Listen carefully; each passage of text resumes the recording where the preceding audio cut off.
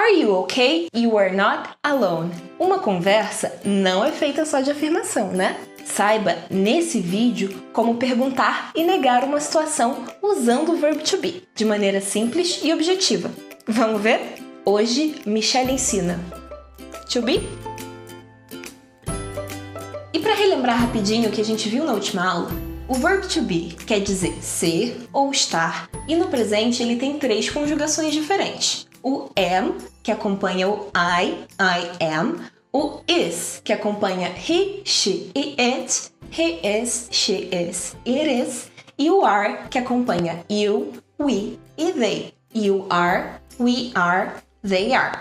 Mas e para negar alguma coisa, para você dizer que não alguma coisa? É muito fácil. Olha só, pega essa frase aqui, ó. I am hungry.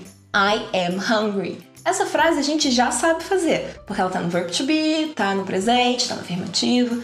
Pra gente negar ela é muito simples. A gente só precisa colocar o not depois do verbo to be. Só isso. Então aqui a gente vai fazer I am not hungry. I am not hungry. Porque o am é a nossa conjugação do verbo to be. Então, not depois dele. Só isso. Vamos ver mais uma frase, ó. She is here. She is here. Not depois do verbo to be. Então, she is not here. She is not here. E mais uma pra gente ver as 3 conjugações. We are tired. We are tired. Not depois do verbo to be. Então, we are not tired. We are not tired. Simples, né? Bom, olha só.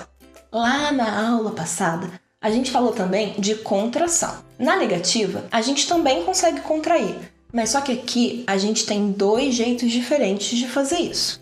O primeiro é igualzinho ao que a gente usou na aula passada. A gente só vai colocar o not lá no lugar dele. Então, I am not hungry fica I'm not hungry. She is not here fica she's not here. E we are not tired fica we're not tired.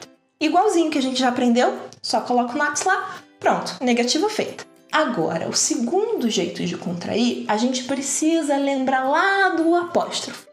Lembra? O que a gente vai fazer aqui também é simples. O apóstrofo, o papel dele é substituir uma letra, certo? Então, o que a gente vai fazer é, a gente vai juntar tudo, is not junta, substitui o O do not com o apóstrofo. Então, fica isn't. A mesma coisa, vamos fazer lá pro are. Então, are not junta, aren't. Beleza? A gente não faz com o am essa contração. Por quê? Porque senão ficar not,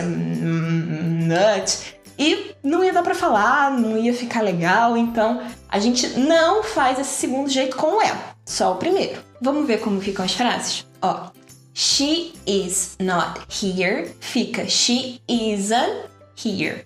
E we are not tired fica we aren't tired. Agora, preste atenção. Eu sei que você deve estar aí me olhando assim com essa cara, falando, meu Deus, quando que eu uso cada um? Mas, para nossa alegria, não tem uma regra, não tem um porquê, não tem assim é melhor usar esse do que esse, aqui você tem que usar esse do que esse, não tem. Então, você pode preferir você usar a primeira maneira quando você quer dar ênfase em alguma coisa, quando você quer falar aquele não assim, não! Por exemplo, você brigou com algum amigo seu e a galera tá falando dele na roda e você quer dizer, ele não é meu amigo. Mas você quer dar bastante ênfase nesse não, porque ele não é mais seu amigo. Então, você vai falar he's not my friend. He's not my friend. Porque esse not falado inteiro, ele dá ênfase nele mesmo, né? Então, você tá falando assim, não. Mas no contexto geral do dia a dia, assim, se você não quiser dar ênfase, você vai falar o que você preferir, que você achar mais fácil, a contração que for melhor. Pode ser o isn't e o aren't, pode ser a contração que a gente aprendeu da aula passada, mas o not não tem problema, não tem regra, usa a que for mais fácil de falar, a que você achar melhor. Com o tempo de você ouvindo inglês e lendo bastante, você vai acabar percebendo quando se usa mais um, quando se usa mais outro, mas assim, não é um assunto com o qual se preocupar. E para fazer uma pergunta, bom, se o verb to be é fácil, se negar no verb to be é fácil, então fazer uma pergunta também é bem simples. O que deixa muita gente assim, fica meio desconfiado, tem gente que fica arrancando os cabelos falando isso é muito difícil, é porque, pra gente, no português, a gente só vai lá e coloca uma interrogação no final da frase. Só isso. Pra gente a pergunta tá feita. O que acontece no inglês é que a pergunta muda um pouquinho, mas é só um pouquinho, a estrutura da frase. Então, muita gente fica achando difícil, porque tem, né, lá a regrinha. Mas, se a gente passar a barreira do preconceito e aceitar que é uma coisa simples e que vai, no final, facilitar a nossa vida, então aí vai ser bem mais simples de entender. Quer ver? Olha essa frase aqui, ó. You are thirsty. You are thirsty. Essa frase tá na afirmativa. Pra gente transformar ela numa pergunta, além da interrogação, o que a gente vai fazer, preste atenção, simples, mas ó, atenção. O que a gente vai fazer é só pegar o verbo e trocar de lugar com a pessoa. Nesse caso, a pessoa é o you e o verbo é o are. A gente vai trocar de lugar, ou seja, o are aparece antes do you. Então fica are you thirsty? Are you thirsty? Ok? Fácil, né? Preste atenção. Mais uma. She is at work. She is at work. Se para fazer pergunta eu só troco verbo e pessoa de lugar, então is she at work? Is she at work? Por quê? She é a nossa pessoa, is é o nosso verbo, a gente trocou de lugar. Verbo primeiro, pessoa depois. E interrogaçãozinha no final.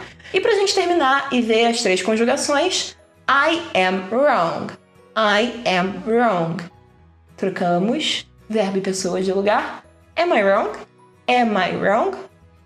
Pronto, tá? E por que eu falei que isso ia facilitar a nossa vida? Quando a gente ouve um are antes da pessoa, quando a gente lê um is antes da pessoa, né? Um are we? Is she? A gente já sabe que o que vem ali é uma pergunta, tá bom?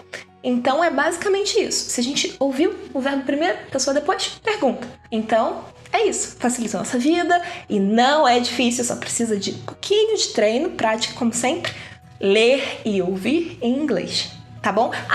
Detalhe importante. Quando a gente faz uma pergunta assim, não tem contração. A gente não contrai de maneira nenhuma esse tipo de pergunta, tá bom? Então a gente vai falar o verbo e a pessoa inteirinhos, sem contração. Agora você entende as 2 frases usadas no começo do vídeo? Você não tá sozinho nesse aprendizado, ok? You are not alone. Para ficar por dentro de tudo, não esqueça de se inscrever no canal, dê um like e compartilhe com os seus amigos. Lembrando que essa foi uma continuação da aula de Verb to Be. O link do primeiro vídeo tá na descrição e nos cards. E pode deixar as suas dúvidas e sugestões aqui nos comentários. E me responde uma coisinha. Quais assuntos você gostaria de ver nas próximas semanas? Me siga nas redes sociais para mais dicas de inglês. Aprender inglês sozinho é possível. See you!